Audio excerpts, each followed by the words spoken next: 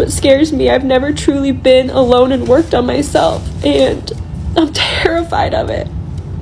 And that's not even me saying, oh, I miss my ex, I miss blah blah blah. Like, I'm not saying that. I'm saying that sometimes I miss having a connection like that, where I felt like, oh, I had a person, right? And like, I had my person. I miss that for sure. That says way more about him than it does me and our relationship. Welcome back. Today's story follows a woman who openly documented her life after the end of her marriage, sharing both emotions. Honestly, really sad right now, if you can tell.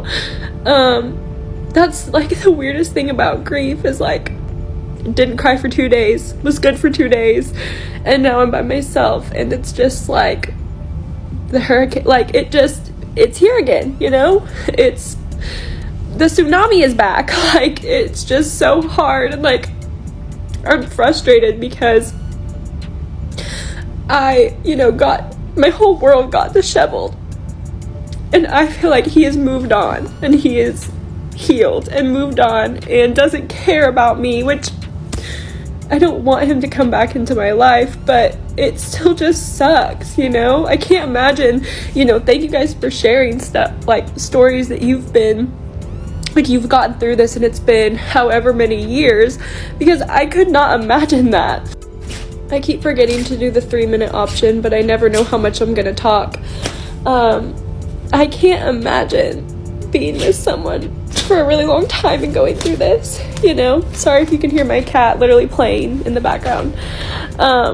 Like, I was only with him for 4.5 years, 1 year married. I could not imagine, though, being with him for longer and this happening, but it's just so sad sometimes, and it's like so hard to have to learn how to do life by yourself again. Like, you don't have that person to call all the time, or that best friend to go do things with. And that's what scares me. I've never truly been alone and worked on myself, and I'm terrified of it. Not me crying on the internet more, but I just want to share all of it, the good and the bad, so that I have this to look on a year from now and know that I did heal, but also to help anybody else who's going through heartbreak. Like, heartbreak sucks. It sucks so bad. You like physically feel the pain, emotionally, mentally, everything. And again, I had 2 really, really good days. Did not cry at all those 2 days.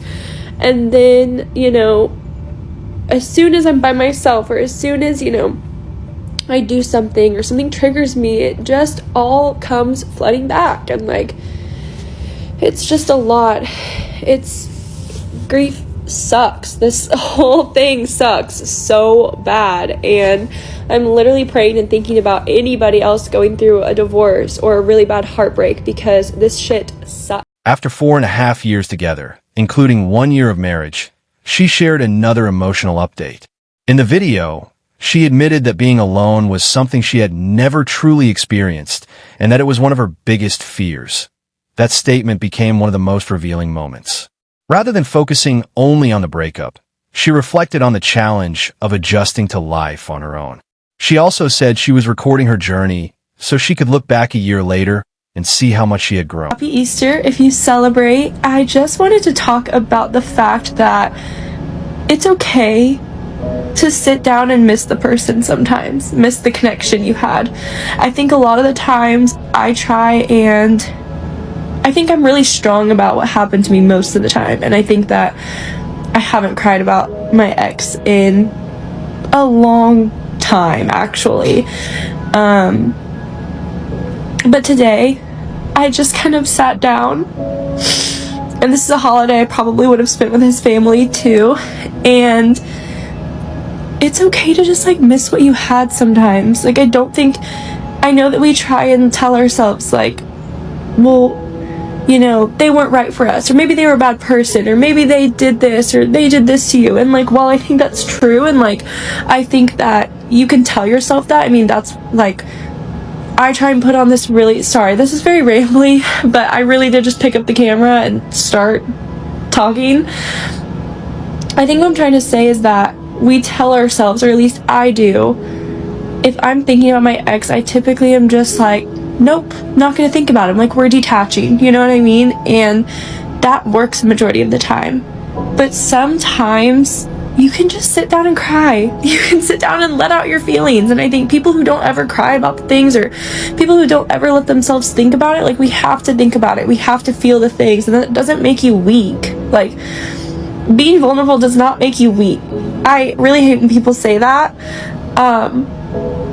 Because life is all about the human emotions and what we go through. You know what I mean? Like, that is literally life. And I just think that it's okay to just sit down and miss what you had. It's okay to, and that's not even me saying, oh, I miss my ex, I miss blah blah blah. Like, I'm not saying that. I'm saying that sometimes I miss having a connection like that, where I felt like, oh, I had a person, right? And like, I had my person. I miss that for sure, but I think sometimes it's okay. It's okay to grieve. It's okay to sit. And I think a lot of the times we try and distract, or we try and fill with voids, or we try and move on to the next person. And some days it's okay to just sit, and it's okay to have a cry and get back out there in life. And I'm sorry that this was so rambling, but happy Easter. I love you guys. Thanks for always listening. On Easter, she shared another update, saying she felt stronger and had been doing well. But as the video continued, the emotions resurfaced, especially when she talked about missing the traditions and sense of togetherness she once had. One point stood out. She explained that it wasn't necessarily one person she missed, but the comfort, connection, and familiarity of sharing life with someone. Her reflections highlight how major life decisions can bring unexpected emotions, even long after they are made. Something also that I think is so cool is that emotions only, if you sit in your emotions and simply let them pass, it will only last for 90 seconds.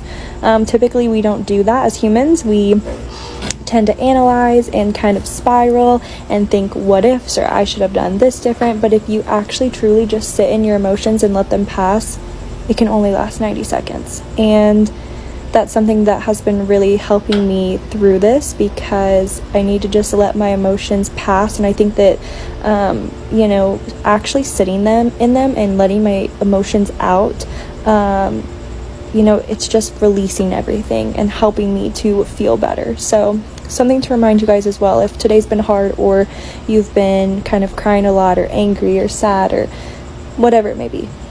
She has discovered that emotions only last 90 seconds. She has been publicly crying and laughing and crying again for months. She is now sharing this as wisdom to her grief channel, which doubles as her comedy channel, depending on the day and the lighting. This woman found a cheat code and is still on the loading screen. God bless her, genuinely. I have to say something really quickly. So, whenever I figured out that my ex-husband was dating the girl that I was worried about at the end of our marriage, I was so sad at first. And then I realized how much stronger I am now than even I was 6 months ago, because that would have made me feel devastated for like weeks, I feel like. And I was really only sad for like a day or two. Like, yeah, it still hurts. It's disappointing and it hurts, but it's almost like the anticipation of what I thought was going to be my worst nightmare. Now that it like came true, I'm just kind of like, oh, okay. Like, that says way more about him than it does me and our relationship. You know what I mean? So yeah, I just kind of wanted to share that and share where my headspace is at and everything. She shared a new perspective, saying that emotions are often temporary and can pass more quickly than they first appear. Throughout her journey, she has documented both difficult moments and positive ones, giving viewers an honest look at the ups and downs of healing. Her experience is a reminder that personal growth is rarely a straight path.